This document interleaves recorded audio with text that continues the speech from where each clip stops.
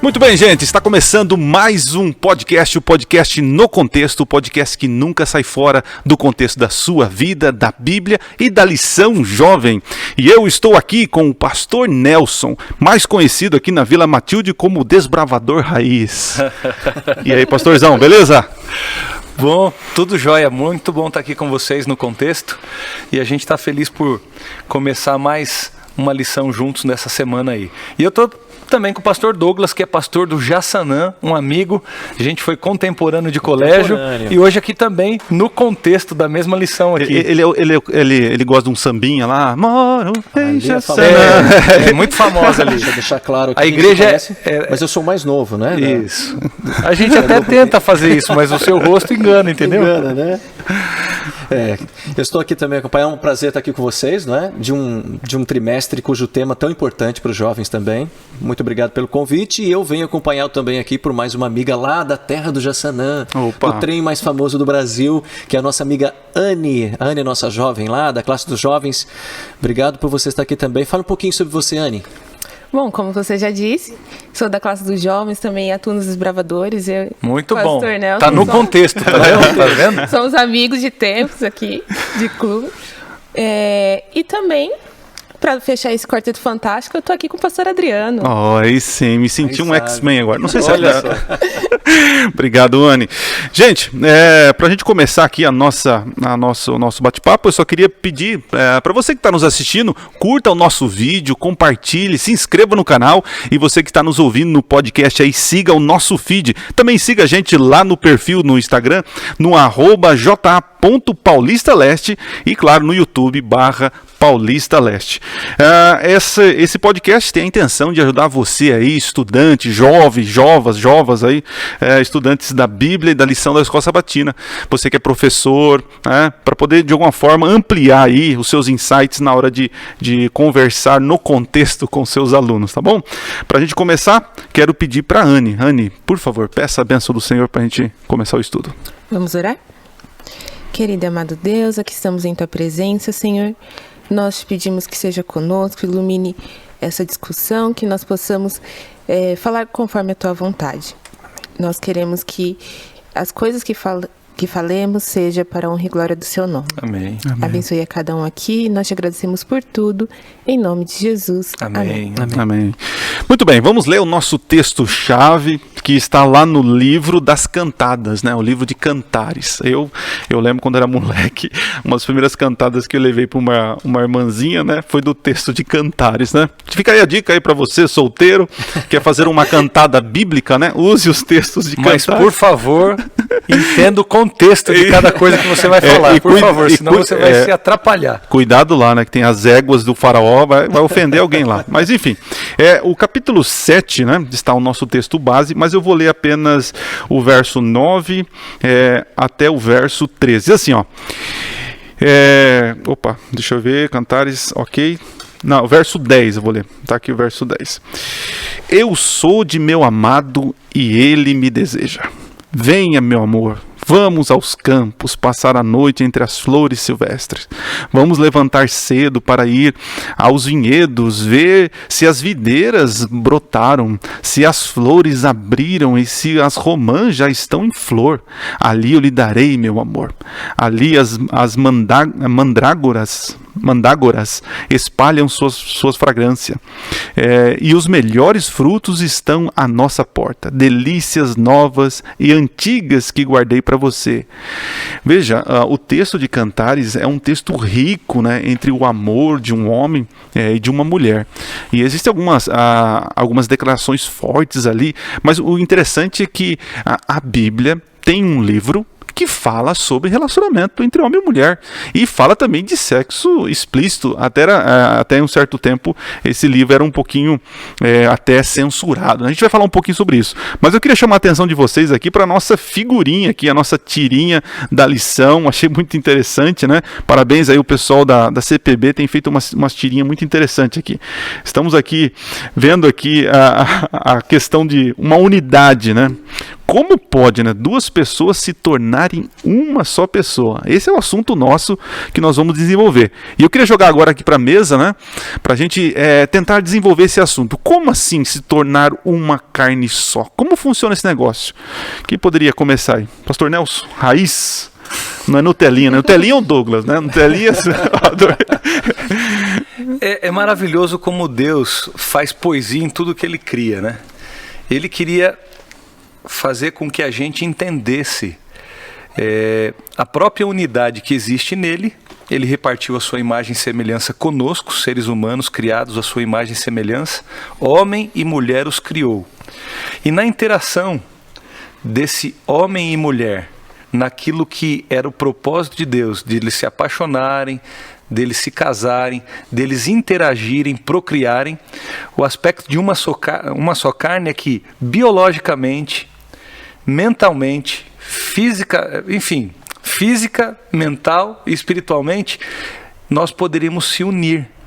E entre as expressões todas, a união carnal que é feita através do ato sexual, a Bíblia apresenta isso com naturalidade. Uhum.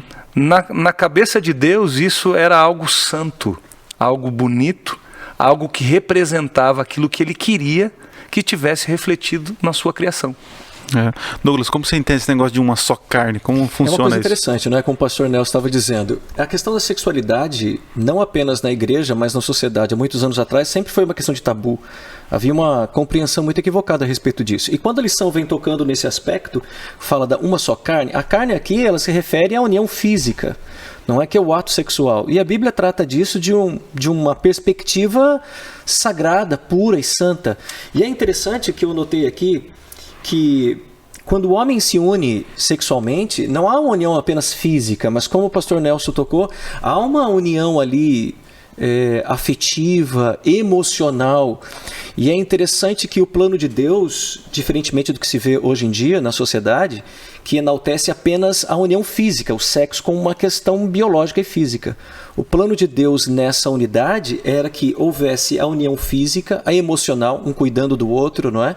Mas acima de tudo também a questão da união espiritual, que é o propósito de Deus. Duas pessoas se unem para ambas serem uma bênção um para o outro, mas os dois serem uma bênção para o mundo e avançando o reino de Deus. E essa é uma questão que me chamou a atenção aqui nesse momento da lição. Legal. E nós estamos aqui com a Anne. Anne, você é solteira, casada? Eu sou solteira. Opa, hashtag Anne no contexto, tá bom pra você aí? Momentaneamente. Olha isso aí. Não fale isso. Ô Anne, compartilhe com a gente, né? Você aí, jovem, não tão jovem como eu, assim, entendo você, tudo bem, mas diga pra nós como que você entende essa questão de uma só carne. Nós vimos aqui os dois pastores falando, né? Mas você, na tua percepção mais jovial, feminina, o que você entende com isso?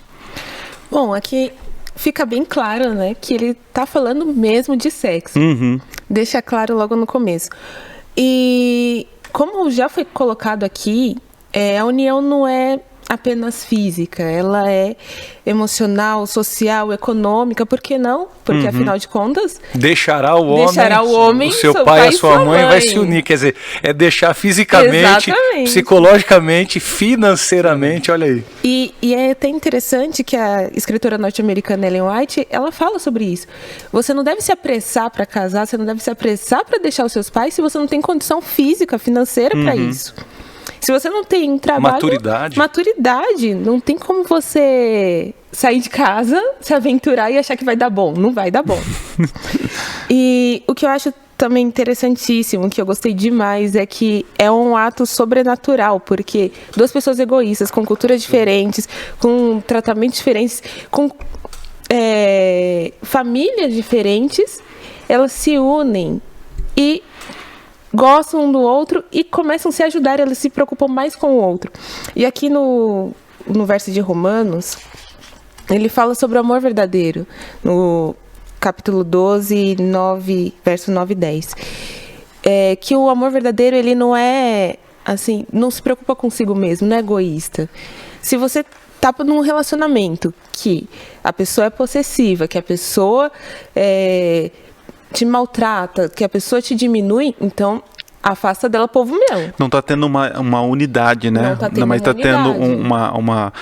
uma desigualdade, na verdade, né? De poderes, de ação, né? Exatamente. É uma coisa que eu me peguei, achei interessante assim, por exemplo, eu sou casado, né? Bem casado com a minha Poliana. Um beijo pra você, amor, te amo, viu? Romântico demais. À noite a gente se encontra aí, tá bom? Mas assim, quando fala a união de uma carne, ok, o sexo é a união física e também o físico no contexto de estar sempre junto, físico, né? Só que é interessante, quando a gente fala assim, mas como que essa união ultrapassa o físico? Quando chega na parte emocional, por exemplo, quando eu vejo a minha esposa triste, eu também fico triste.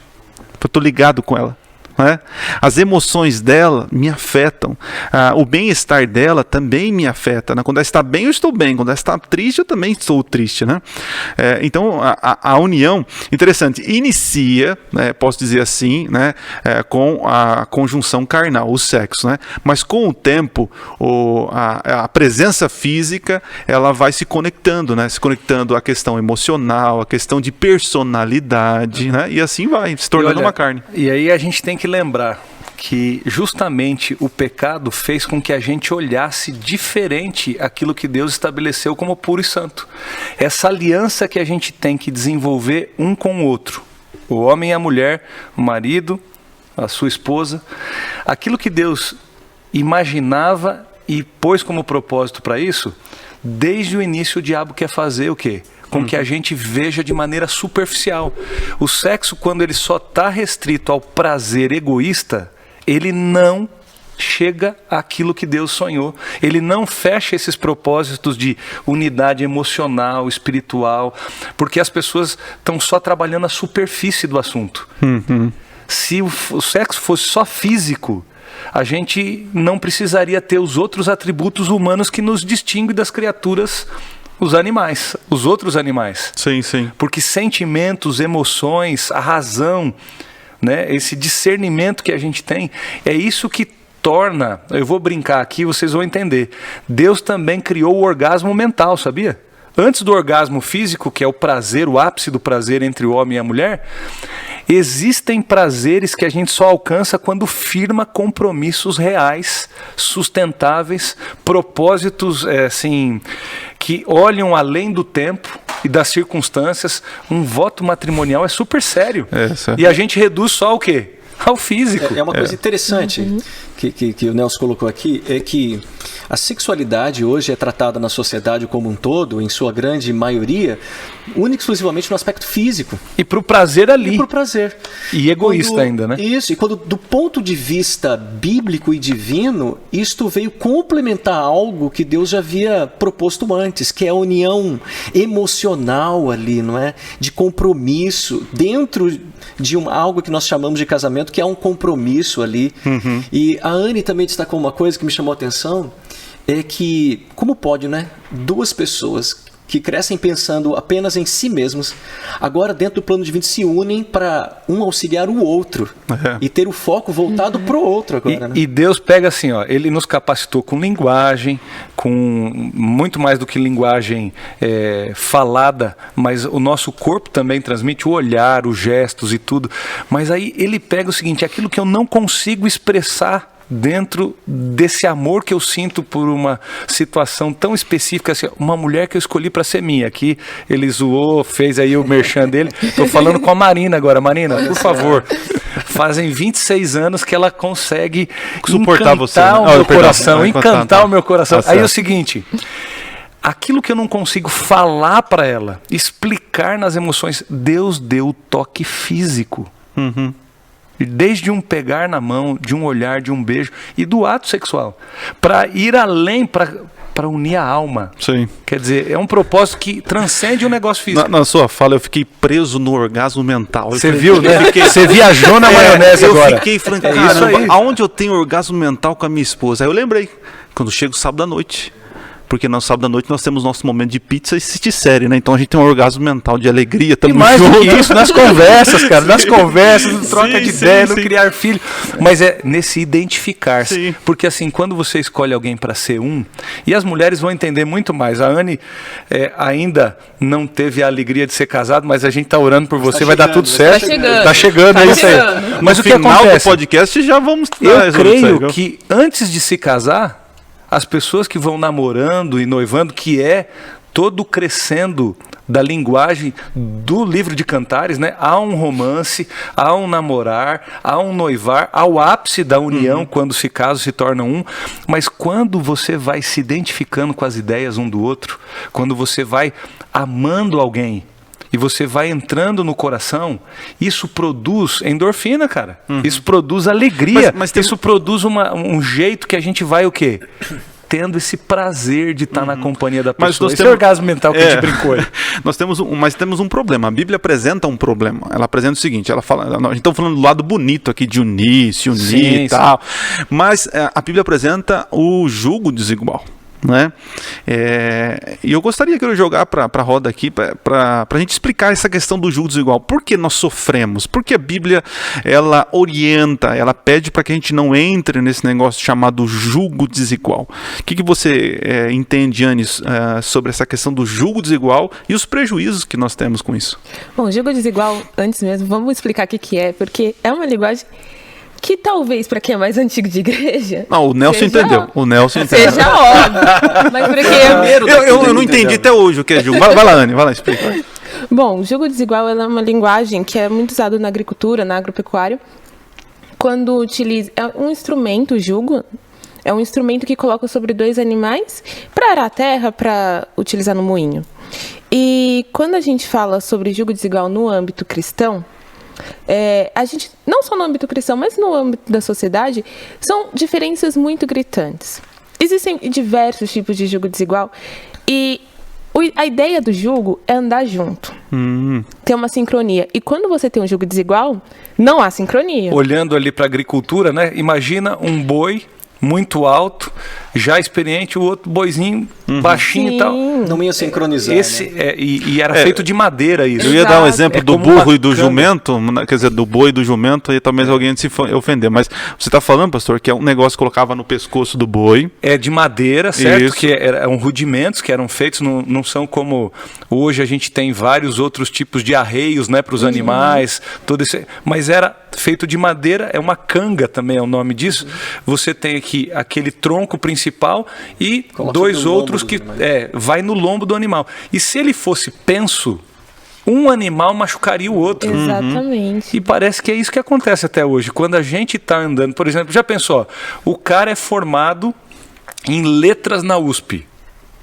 A menina, por mais que ele ame, é analfabeta. Não dá certo. É uma Olha, diferença. é uma diferença, mas essas, poxa, um é muito rico, o outro é muitíssimo pobre, tal. Um tem uma cultura asiática. É assim, muito restrita, com todos os costumes. O outro tem uma cultura completamente diversa. Tem vários tipos de coisa. Idade. Um é muito mais velho que o outro. Pode até ser caminhos que vão se adequando, dependendo da cultura e do jeito e do diálogo. Mas vão ter desafios. Mas né? entre todos, o mais difícil é o jugo desigual religioso, que tem a ver com Exatamente. crenças profundas. E hoje um dos perigosos é o jugo desigual político, né? Também. Ah, meu amigo. Isso rende. Ideológico. Nossa. Tem muita mulher bolsonarista e muito homem lulista. Aí dá briga, né? Mas, ruim. Anne, diga pra nós essas preocupações que a Bíblia tem em nos alertar aqui. E como o pastor mesmo trouxe, o pior deles, assim, é o de crença. Porque quando um relacionamento, vocês podem dizer melhor que eu, já não é fácil quando os dois estão caminhando para o mesmo lado. Imagina quando um tá indo e o outro tá voltando.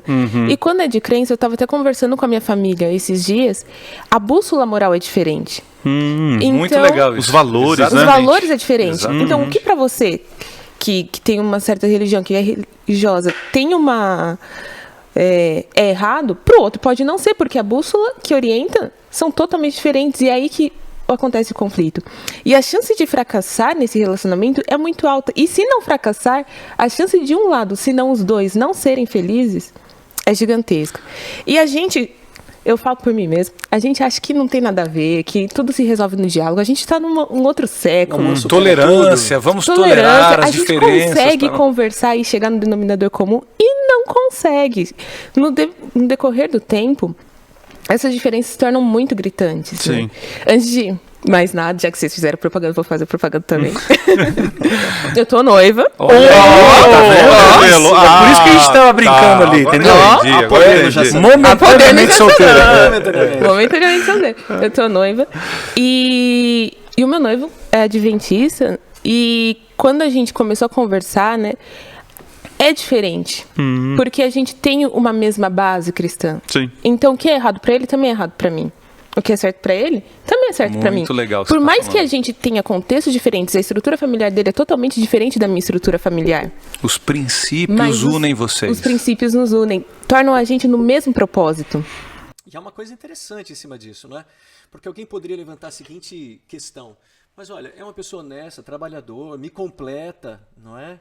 Ou poderíamos dizer, minha alma gêmea. Mas qual é o problema? Só porque ele crê em Deus também, ele só não partilha especificamente da minha mesma fé, mas é um rapaz, um homem de Deus. E como é que responderia isso para um jovem que lidar com essa questão? Ao estudar isso aqui, uma coisa me veio à mente importante, que o propósito de Deus, como a gente já bem disse, não é apenas a unidade e a união física, não é apenas emocional, porque aí você poderia dizer, olha, ele me completa, ele me faz bem, ele me trata bem, eu sou feliz ali. E pode acontecer mesmo de alguém ter ali um segmento religioso e se relacionar com outra e a pessoa respeitar, mas partindo do ponto de vista do plano e do propósito de Deus para o relacionamento, é de que estes se unissem emocionalmente, fisicamente, mas também espiritualmente, que estivessem unidos agora para avançar o reino de Deus. E como poderiam agora, unidos, sendo que há uma diferença no que diz respeito à compreensão de Deus, eles avançarem juntos na compreensão de avançar o reino de Deus? De como um casal ser uma bênção que vai demonstrar ali o amor, a salvação de Deus àqueles que não conhecem. E Douglas, querendo ou não, existe intimidade física. Lógico que a gente já entendeu isso e o sexo é isso. Sim. Mas existe também intimidade emocional? Eu não conto qualquer coisa para você se eu não sou seu amigo. Dependendo do grau de amizade, não é isso? A Anne está noiva. Você vai tendo o crescimento do diálogo desde quando vocês começaram a namorar. Hoje já não é diferente? Totalmente. Você vai... Agora, tem uma intimidade muito profunda. A religiosa. Aquilo que você crê, meu amigo, e você morre por aquilo, isso tem uma força. E quando alguém não compactua da mesma coisa, não dá liga. E essa liga, por mais que você tenha tolerância para respeitar o outro e tudo, mas não desenvolve esse outro patamar. E aí Deus está ali, querendo fazer com que a gente se una. Por isso que hoje, numa sociedade onde coloca Deus do lado de fora, não existe a cola que mantém um casal unido. Olha só que interessante. Sabe os votos matrimoniais, pastor? Não dá para cumpri-los se Deus não fizer a garantia sobre aquilo que você prometeu. Porque é Ele que faz eu criar a intimidade de fidelidade que eu preciso. De me sentir satisfeito dentro do casamento. Porque sexo por sexo você fica comparando quem é o corpo isso, o corpo aquilo, aquela questão só biológica. Só que quando transcende o aspecto físico e vai para o emocional e espiritual, é aquela cola de profundidade. E você não tem isso com qualquer pessoa. E não é de qualquer jeito. E não é assim trocar de parceiro como troca de roupa. Sim. E você encontra esse ápice do orgasmo mental que a gente está zoando aqui. Ó. Eu estou brincando, mas tem profundidade ou não tem isso? Tem. Porque tem que ir para esse degrau a mais. Agora, olha uma coisa interessante. Lá no Antigo Testamento, Deus que criou o casamento, ele já fala sobre isso. Se a gente for analisar do ponto de vista, já que a gente está numa sociedade moderna, não é?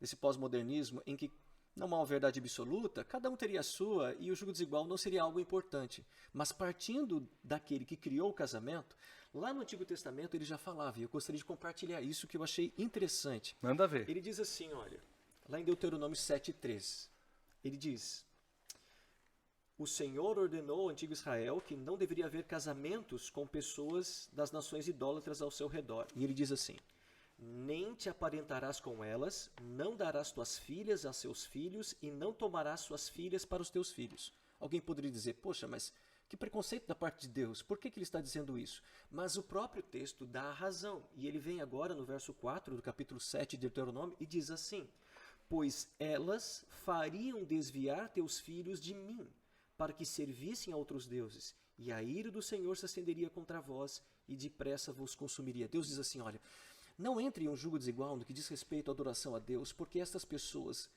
querendo ou não, podem ser ótimas pessoas, com um caráter ilibado, alguém que complete emocionalmente você, mas em algum momento elas poderão fazer você se afastarem de mim. Então não permita isso. E eu vi uma citação... E é muito sutil isso, né? Sutil, e é muito sério isso. Deus, ele sabe que há o grande risco de perder alguém por entrar num relacionamento onde a questão religiosa seja uma diferença muito grande. E a escritora norte-americana Ellen White, não é? Para nós adventistas, a irmã White, como diz muitos, Tio White. ela diz uma coisa interessante que eu marquei aqui e gostaria de compartilhar. E isto é uma coisa séria, diz assim, Deus não dá sua sanção a uniões que ele proibiu expressamente. Isso nós encontramos num livro chamado Testemunhos Seletos, volume 2, na página 123. Eu vou avançar um pouco no nosso tema aqui, mas só para a gente entender, para você que está nos assistindo aí, coloca aí os seus comentários que você pensa sobre esse assunto, sobre julgo desigual, né, sobre unidade, né? Nós entendemos aqui que a Bíblia, ela nos orienta, ela nos aconselha. Se você quer pagar o preço, amigão, então fique à vontade, mas saiba que Deus sempre nos alerta e nos avisa sobre essa questão do julgo desigual. É claro que existem muitos tipos de julgo desigual, financeiro e tantos outros tipos de relacionamentos que podemos ter, mas o mais perigoso e o que mais dolorido é aquele relacionamento marido e mulher em que o julgo desigual envolve a crença, né? Então fica aí o conselho para você que está nos assistindo e nos ouvindo. Seguindo aqui o nosso tema, nós vamos na parte de compreenda, ali fala um pouquinho sobre o livro. Eu queria passar rapidinho aqui para a gente avançar, porque o nosso tempo já está indo. Como eu comecei falando no início sobre o livro de Cantares, né? O livro de Cantares é uma peça, uma poesia fantástica, onde realmente trata ali a questão sexual, o amor, muitas vezes até mal compreendido entre muitos cristãos, e até no tempo de Jesus era proibido para menores de, se eu não me engano, de 31 anos, né? Era um livro censurado aí para muitos. E hoje, analisando com mais propriedade, né, a teologia mais desenvolvida, a gente entendendo mais o contexto, a gente vê que é uma obra-prima. Cantares é uma obra-prima porque mostra o amor verdadeiro de um homem para com uma mulher e vice-versa, né? Alguns tentam interpretar como se fosse a igreja e Deus, mas isso é muito relativo aí. Mas eu queria só jogar para vocês aqui, no livro, além das cantadas que eu falei que a gente pode aproveitar, né? O que vocês tiraram desse livro aqui que serve hoje como um base, né, de amor? O que vocês têm aí um texto, algo parecido aí? Eu achei interessante a trajetória que o livro de Cantares ele mostra de um relacionamento, a sequência. Sim. Ele começa falando sobre o homem, no caso Salomão, cortejando a sua amada Sulamita. Depois ele vai para uma narrativa onde mostra a união conjugal dos dois, e ele encerra esse livro tratando finalmente da felicidade conjugal, da união física. Portanto, as três fases de um relacionamento, o cortejo, a amizade, como diz o nosso amigo Adriano, o cortejo dele, né? As cantadas bíblicas dele, são as fases. A fase da paquera, do conhecimento, depois vem o relacionamento em si, não é? O namoro, o noivado, e propriamente dito, o casamento em si. E nos dois primeiros intercursos aqui, não existe a intimidade sexual. Intimidade. O ápice disso é a última parte e o centro do livro de Cantares. Mas para quem pagou o preço de se entender, de se comprometer, sim. E aí então você tem um presente, aí que está. Eu creio que é o presente de Deus, bolo, né? O presente de Deus para a humanidade que acende essas labaredas. O que é? Essas labaredas sagradas. Por que é isso? Gente, Deus eu creio assim, parece que ele pede licença para os anjos quando o casal está junto e ele abençoa aquele ato que ele criou. Poxa, quando você olha assim, pastor Adriano, você já pensou, por que o diabo quer que surja isso? Por que o cristianismo como um todo, em algum momento foi falado que o sexo é pecado? Que tipo de sexo é pecado. Aí que vem o detalhe. Nunca sexualidade foi algo pecaminoso. Agora, pode ser se eu faço de maneira depravada. De maneira que Deus não possa participar. Aquilo que ele não aprova. Dentro do matrimônio, Deus estabeleceu como presente de casamento dele para os noivos, viu? Olha aí, Anne. O casamento, o presente que Deus dá para os noivos, é ele que dá, é o sexo. E é santo, puro. E quem vai para essa, tipo assim, para essa profundidade do relacionamento que ele pode propor entre um homem e uma mulher, vai lembrar que se trata de algo que os cristãos podem ver de uma forma... Pastor, tem uma estatística, olha que coisa maluca, hein? Quais são as mulheres no mundo com maior índice de realização sexual? As cristãs. Olha, pensei que você ia falar Jundiaí, onde mora minha esposa, mas tudo bem. Não. Não. Mas ela é cristã e você também, se você trata ela com respeito, tô dentro da estatística. com igualdade, aí ok. que tá. Legal. O que existe? Quando o homem trata a mulher dentro do plano de Deus, e essa também o homem, existe algo... Satisfação, né? Agora, quando você vê a mulher como menos, ou a mulher tem o homem como um inimigo a ser combatido, então, olha, feminismo, machismo nunca foi plano de Deus. Sim. E nós não vamos nem entrar nisso. O cristianismo é o plano de Deus, é onde o homem e a mulher se encontram, sendo iguais perante Deus em termos de valor, mas exatamente diferentes com aquilo que são as perspectivas anatômicas, físicas, biológicas, mas também emocionais, espirituais. E isso, quando se encaixa, forma uma só carne.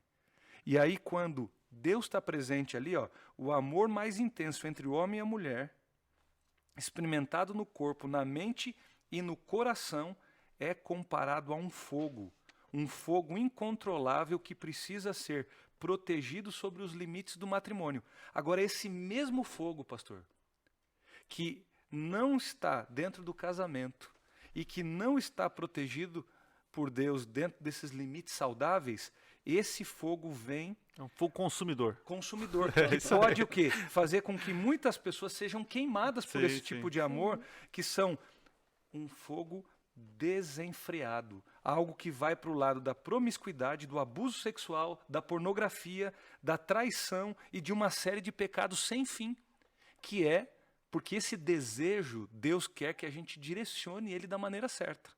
A mesma faca que passa manteiga no pão, ela tira uma vida. Uhum. O mesmo sexo que é para prazer, para eu ter uma vida equilibrada, satisfeito e pleno, isso usado de maneira ruim pode depravar, pode viciar, pode tornar corrupta a cabeça de outra pessoa que vicia-se num algo que pode se destruir. É o fogo que acaba consumindo o camarada, não abençoando ele. Tô vendo aqui a Anne cheia de marcações na lição, né? Opa. Ela estudou a Bíblia. A Bíblia é a lição. A minha só tem algumas marcações poucas aqui, mas enfim. O Anne... não, ali eu tô colando, tô vendo aqui as marcações, falando, nossa, eu não marquei aquilo, por quê? Mas enfim. Anne, a sua visão sobre o livro de Cantares, tem alguma observação, alguma coisa, um ponto? Olha, eu gosto muito desse livro, porque por mais que a gente pense assim, nossa... A Bíblia foi explícita aqui, gente. Sim. A Bíblia falando sobre isso. Sim. Mas, como eu falei, é um assunto necessário. E para quem gosta de romance, para que comprar livro se já tem aqui? Interessante. Mas o ponto que eu mais gosto de Cantares não foi nem abordado pela lição. Que está no capítulo 8, no verso 8 e 9. Que fala o seguinte.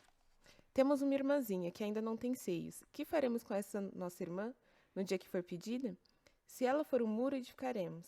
Se ela for uma torre de prata, edificaremos sobre uma torre de prata. Se for uma porta, cercá-la-emos com tábuas de cedro. Então, olha, tudo tem o seu tempo. Olha. Se não for a hora, por exemplo, era uma criança que não estava no momento de namorar, não estava no momento de se expor a essa situação. Que legal. Então, não, vamos proteger. Uhum. E é isso que eu acho mais interessante. Por mais que seja um livro cheio de romance... Tem um cuidado, né? Tem um cuidado, tem a hora certa, é um livro sensato. A gente tem que ter maturidade para desfrutar essa experiência. Exatamente. E ter dela os princípios corretos para ela engrandecer a vida da gente, edificar a vida da gente. E é uma coisa linda. A gente faz algumas cerimônias de casamento e eu, às vezes, brinco com os noivos. Fulano de tal, depois de 6 meses... eu vou olhar para sua mulher. Se ela não estiver mais bonita e mais feliz, nós vamos dar um pau em você, nós vamos bater em você, porque você está tratando ela mal. Verdade. Porque, olha, o amor verdadeiro e algo, isso não quer dizer que é perfeito, porque nós vamos ter as coisas para continuar se entendendo, mas quando está fazendo bem, é do jeito certo, construído dentro do momento, da maturidade e tudo, a pessoa faz o quê?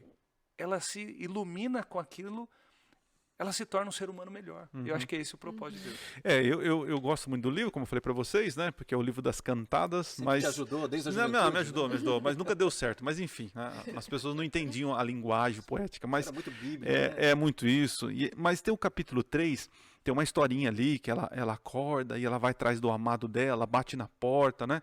E é uma alusão a Apocalipse capítulo 3, que Jesus está batendo, né? E é muito interessante isso. Então, assim, eu vejo assim, o livro, ele trata de um assunto primário, né? O amor entre o homem e a mulher. Mas como você falou, a Anne falou aqui, o cuidado, também mostra dá pra gente ver um Deus cuidando da sua igreja como a menina dos seus olhos. Enfim, é um baita livro, recomendo para você aí E a leitura do de livro. pureza. Olha Sim. só, eu acho que você falou 2, 3 vezes ali do que representa, eu vejo que o livro de Cantares trata esse assunto com excelência de pureza e santidade. E isso me faz lembrar que não tem um jeito de cantar sobre o amor, então. Nós podemos ter cânticos sobre isso. Nós podemos falar sobre isso. Nós podemos explicar para os jovens sobre isso. Uma criança, cada um dentro da sua maturidade, mas que isso para Deus é algo santo e prazeroso, puro. Amém. É isso aí que me traz o livro de Cantares. Bom, vamos avançar aqui, agora vamos para o nosso momento hipertexto, e eu queria pedir para o pastor Nelson ler 1 Coríntios, capítulo 6, do verso 15 ao 20, a Anne vai ficar com Mateus 19, do 5 ao 6, e o Douglas vai ficar com Efésios 5, do 28 ao 33. Para você que está nos ouvindo ou nos assistindo, né? Se você está no YouTube, coloca aí a palavrinha da rede semântica nossa aí. Hoje a palavrinha é unidade. Nós vamos ler os textos, fazer as nossas considerações e cada um vai dar uma palavrinha para colar aí com a palavra unidade. Você que está no YouTube pode colocar nos comentários. E você aí que está nos ouvindo, né? Pense aí numa palavra que possa conectar com unidade. Pastor Nelson, manda lá. 1 Coríntios 6, 15. Não sabeis que os vossos corpos são membros de Cristo? E eu, porventura, tomaria os membros de Cristo e os faria membros da prostituição ou da meretriz? Absolutamente não. Ou não saibais que o homem que se une à prostituta forma uma só carne com ela? Porque, como se diz, serão os dois uma só carne. Mas aquele que se une ao Senhor é um espírito com ele. Foge da impureza. Qualquer outro pecado que uma pessoa cometer é fora do corpo, mas aquele que pratica a imoralidade peca contra o próprio corpo. Acaso não sabeis que o vosso corpo é santuário do Espírito Santo, que está em vós, o qual tendes da parte de Deus, e que não sois de vós mesmos? Porque fostes comprados por preço. Agora, pois, glorificai a Deus no vosso corpo. E aí, pastorzão, dentro do que nós falamos, a palavrinha aqui, unidade, qual que você colocaria aí pelo texto que você leu? Meu amigo, a harmonia que existe daquilo que Deus fala, do que é pureza, daquilo que a gente tem que evitar. Nós temos a situação, os nossos corpos são membros de Cristo. Alguém comete, eu preciso viver, unidade é harmonia com o que Deus fala. Ok, ligado à pureza, né? Isso. Não, muito bem. Harmonia. Ok, harmonia, beleza. Não copiou a minha, então tá bom, tá tudo certo. Vamos passar. Vou até colocar o celular em cima para a Anne não copiar. Anne, qual é o seu texto e completa com a palavrinha? Bom, meu texto está em Mateus 19, 5 e 6. E que disse: Por essa causa deixará o homem pai e mãe e unirá a sua mulher, tornando-se os dois uma só carne. Tornando-se os dois uma só carne, de modo que já não são mais dois, porém uma só carne. Portanto, o homem que Deus ajuntou, portanto, que Deus ajuntou, não separe o homem. Bom, para mim, a minha palavra aqui é não dissociar, não separar, Ok. Indissolúvel. indissolúvel. Ok, show de bola. Aí é claramente Jesus falando, né? Os dois se tornam um, né? E a palavra de Jesus, né? Jesus mesmo dizendo aí. Douglinhas, brother, qual que é o teu Texto texto de aí? Efésios 5, 28 a 33, que diz assim: Assim também os maridos devem amar a sua mulher como ao próprio corpo. Quem ama a esposa, a si mesmo se ama. Porque ninguém jamais odiou a própria carne, antes a alimenta e dela cuida, como também Cristo faz com a igreja, porque somos membros do seu corpo. Eis porque deixará o homem a seu pai e a sua mãe, e se unirá à sua mulher, e se tornarão os dois uma só carne. Grande é este mistério, mas eu me refiro a Cristo e à igreja. Não obstante, vós, per si também, ame a própria esposa como a si mesmo, e a esposa respeite o marido. Uma palavra que eu poderia usar aqui é o desprendimento, né?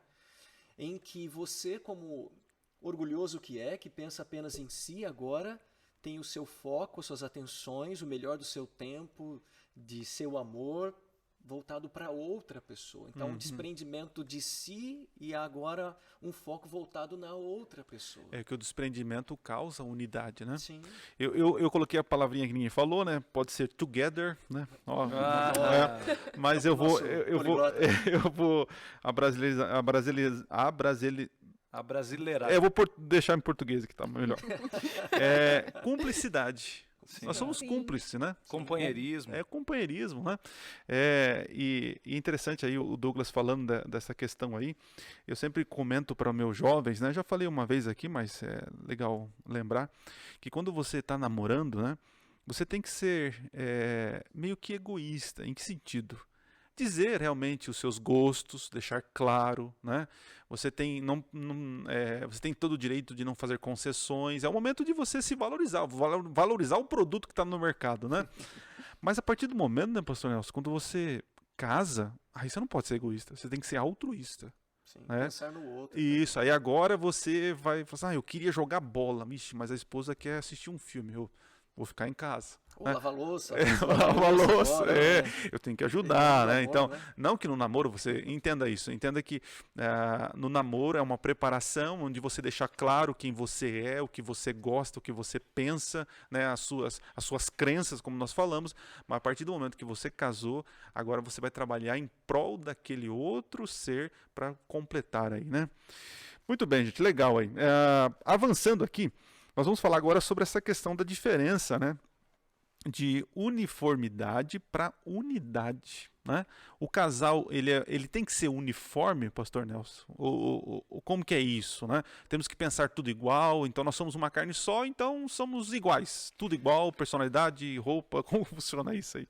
Se o casamento for algo que imponha que o outro tem que mergulhar na minha individualidade, está errado. Ah, entendi. Então tem um limite aí.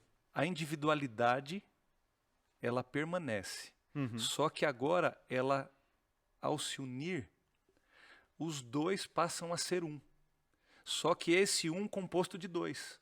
Como a própria Trindade, que tem a unidade, que é um só Deus, olha só, é um só Deus, mas composto de três pessoas, Pai, Filho e Espírito Santo. Né? Distintas.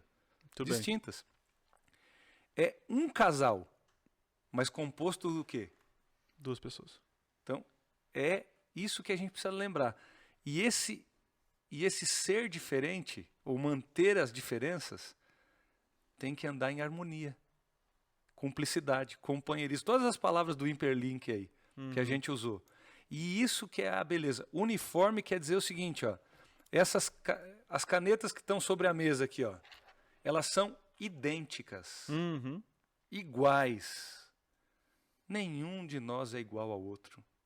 Aí existe a beleza. O casamento é um mistério. Como dois que são tão diferentes Podem se unir, podem se tornar um. Eu viajei no exemplo aqui, deixa eu aproveitar o exemplo. Para quem está nos assistindo aí, ó, tem as canetinhas Bic aqui, né? Bem famosas aí, né? Então o pastor usou aqui que as duas que estão iguais nas minhas mãos, uma em cada mão, né? É uniforme. São uniforme. Porém, o que Deus quer fazer é o seguinte: é uma caneta, porém ela tem a tampa e ela tem o tubo, né? Ela se torna uma caneta. São coisas diferentes, unidas juntas se tornam uma caneta, mas ela tem o tubo e tem a tampinha, né? Então o casal, ele se une, eles estão ligados, porém existe diferenças de personalidades, de gosto, de prazeres, né? De pensamentos. Por exemplo, eu e minha esposa, né? Existem... ela não vai bater em mim, mas enfim, tem coisas que eu vejo assim, a minha esposa, ela tem uma personalidade forte, né? Vou falar com muito carinho para não apanhar em casa, né? Quando ela vê um problema, ela mastiga o problema, segura, fica calada, tal. É o jeito dela. Sim. Eu, quando tenho um problema, eu pareço uma galinha cacarejando. Não resolver isso aqui. Então, assim, há diferença de situações, né? Sim. Mas isso não, de alguma forma, não deve prejudicar o nosso relacionamento. Mas ela, que é muito calada, ela precisa aprender a falar. E eu, que sou muito falador, tenho que aprender, às vezes, mastigar mais o problema para que a gente tenha uma solução. Né, não deu tempo de eu consultar aqui onde está escrito, mas aqui, ó. Como andarão dois juntos se não concordarem com alguma coisa? Então é o seguinte, unidade é ter coisas em comum. O que é comunidade? Vamos lembrar, o que é uma comunidade? A igreja é uma comunidade, porque ela tem coisas em comum, os princípios, as coisas, o propósito, a missão dela. E é um grupo de pessoas diferentes que se unem para serem uma comunidade. É uma só congregação, mas composta de quantas pessoas? Então, é uma igreja só. E várias pessoas compõem esse todo do corpo de Cristo, que a gente usa até essa ilustração. É uma família também. Ó, é uma família. Mas lá em casa, essa família está composta de 4 pessoas. Inclusive, tem às meu vezes, filho e tal, cada um tem uma função. E entra até o cachorro na jogada. A gente tem que... Ô, Anny, você que tá noiva, né? Olha só o que a gente está falando aqui. Eu queria saber as suas percepções. Você percebe isso no teu noivo, que ele é diferente de você? Sim. Vocês já estão trabalhando essa questão? Sim. Abre o coração, abre o seu coração. Abre meu coração aqui para vocês. Vamos chamar ele para ouvir essa parte agora. Qual o nome dele? Lucas. Lucas, fica esperto agora. Presta atenção agora, Lucas, no recadinho da Anny. Abre o Do seu coração. Vai lá. A gente é bem diferente, assim, em muitos gostos. A gente tem muita coisa em comum, no sentido de diversões. A gente tem... Nossas diversões são parecidas. Algumas eu aprendi com ele. Eu não gostava de jogar videogame. E nisso eu aprendi com ele. Foi? Ele não era muito de sair. E isso ele aprendeu comigo. Legal. Então, Vai mesclando, né? a gente vai mesclando. Mas tem coisas que a gente é muito diferente. Ele é super organizado. Eu sou bagunceira. Ainda bem que ela confessou. Confessou, confessei. agora abandona o pecado. Vou abandonar. Lucas, nós Vou me estamos te tornar uma ajudando, pessoa cara. Depois dá uma melhor. grana para nós. Me tornar uma pessoa melhor. Mas sabe, eu fico pensando, se eu encontrasse alguém que concordasse com tudo que eu falasse, que fosse igual a mim, talvez não daria certo. Porque uma pessoa que concorda com tudo que você fala, desconfia que é golpe. É golpe, é verdade. Desconfia que o golpe tá aí. Entendi. E aí, porque muitas vezes você fala uma coisa, mas você tá falando besteira. E é bom ter alguém diferente pra falar, olha, é assim, não queria falar nada não, mas você tá falando besteira, não é assim, não. E essa visão é que você vai crescendo. Essas diferenças, como vocês estavam falando, da caneta e do tubo, se completam. Se eu tiver alguém igual a mim, quem vai completar para a parte Sim. que falta? Em todos os sentidos, a pessoa precisa ser diferente. Fisicamente, Isso é uma... emocionalmente. Aham. Tudo. Então, são coisas que a natureza estabeleceu. Mas, ao termos um compromisso em comum, olha aí, vem o matrimônio, tem um compromisso que foi assumido. Por isso que a gente não pode ter um compromisso tão profundo desse sem conhecer uma pessoa. Exatamente. Porque, cara, você já pensou se você vai assinar um contrato pro resto da vida com alguém que você vai brigar dia e noite porque você não concorda em nada com ela? Você não vai concordar em tudo, mas você não vai poder discordar de tudo também. Eu achei interessante uma Olha aí. coisa que me chamou a atenção, né? A lição ela abordou alguns exemplos de unidade, né? Falou sobre a Trindade, falou sobre os dons, cada um tem um dom diferente. E o texto foi o texto de Efésios 4. E uma coisa me chamou a atenção em Efésios 4, que o texto diz assim, ó, andeis como é digno da vossa vocação com que fosse chamados, procurando guardar a unidade do Espírito. O texto de hoje, desse momento da lição, o Ray falando o seguinte, Deus não pede que nós venhamos a criar a unidade, mas assim manter. Então, o Deus pede o seguinte, quem cria a unidade entre duas pessoas é o poder e o amor de Deus ali no coração, não é? Quando a gente segue o que ele ensinou. Isso. E é interessante que quando eu me casei, já que vocês abriram o coração aí, né? Abre Já seu que o Adriano coração. Cecílio abriu aqui, eu me lembro que quando eu me casei, abri a geladeira e encontrei o óleo lá dentro. E eu pensei o seguinte, por que o óleo está dentro se ele vai tá sendo conservado gelado, se ele vai esquentar? E eu ia lá e tirava. Daqui a pouco eu abria de novo, ela estava lá dentro. Passados alguns anos, se deixasse, era eu que guardava lá dentro. Porque para mim eu disse assim, olha, se é tão importante para ela deixar o óleo refrigerado, por que vai me atrapalhar?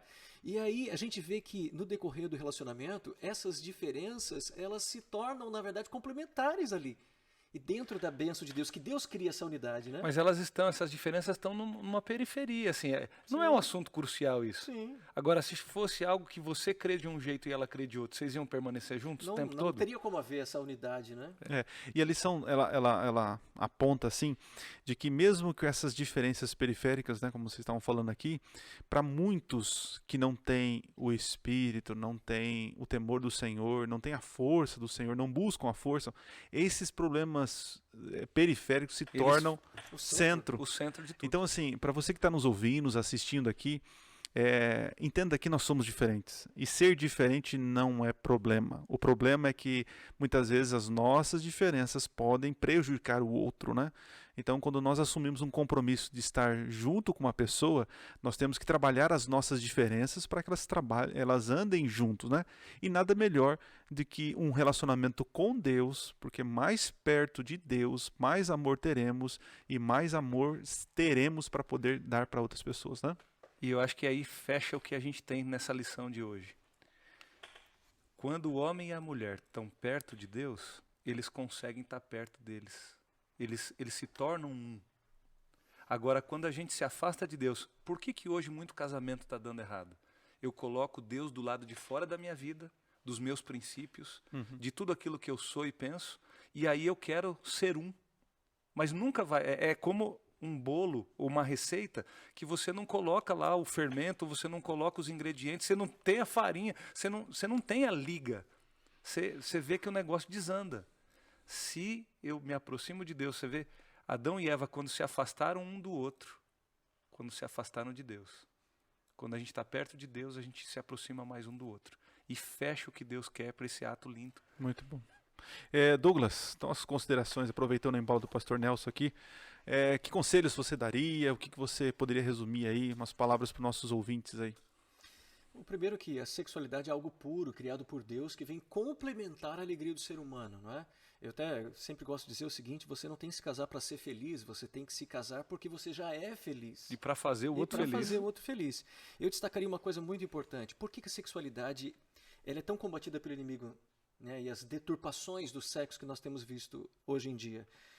Isso tem que ver com a esfera espiritual, já que todo mundo dá um enfoque na questão física, na parte da sexualidade, não é? E até mesmo emocional. Na verdade, do ponto de vista de Deus, a sexualidade ela foi dada como um presente ao homem, um presente este que é um atributo divino que não deu nem mesmo ao maior dos anjos. Nem Lúcifer, nenhum querubim serafim ganhou isto de Deus, a capacidade de criar alguém à sua imagem e semelhança. E deu ao homem. Então, o homem e a mulher. Esse homem que você fala aqui, alguns talvez não tenham. É o casal, né? O homem é o gênero humano, né? Sim. É como a Bíblia às vezes se refere, mas o homem e a mulher foi dado para... E olha que coisa interessante e profunda. Deus, na verdade, quando há união sexual, o atributo de Deus ali é evidenciado, do poder criador. E Satanás tem tentado destruir isso na vida do jovem que nos ouve e vai tentar fazer isso e tem feito na sociedade, porque através do sexo, o poder criador de Deus, um atributo tão lindo dele, é evidenciado num casal. E é por isso que há tanta batalha. Não é apenas porque o sexo envolve os 5 sentidos.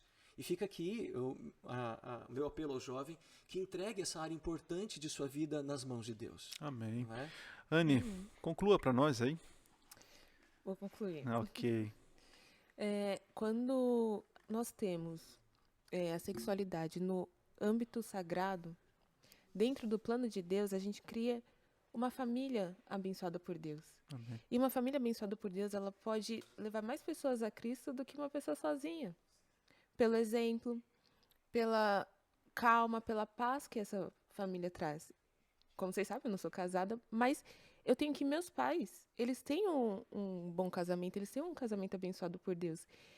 E a estrutura que eles me passam... Te abençoaram também. Me abençoou também. E eu tenho certeza que, por onde quer que eles forem, eles vão abençoar outras pessoas pelo exemplo deles. E isso não revela Deus? Exatamente. É isso que Deus queria. Exatamente. Porque o mundo já está muito zoneado, o mundo já tem muita guerra, o mundo já tem muita polarização, como a gente estava conversando. Pra você viver uma dentro da sua casa. Para você, em casa tem que ser seu refúgio. Se você não tem vontade de voltar para casa porque a sua casa não é um refúgio... É um tumulto, é uma brigalhada. Exato. Então, um casamento abençoado por Deus, uma família abençoada por Deus, ela se torna um refúgio na terra, um pedacinho do céu na terra. Muito bonito. E outra, olha, Deus tem alguém para o jovem que nos ouve, que nos assiste.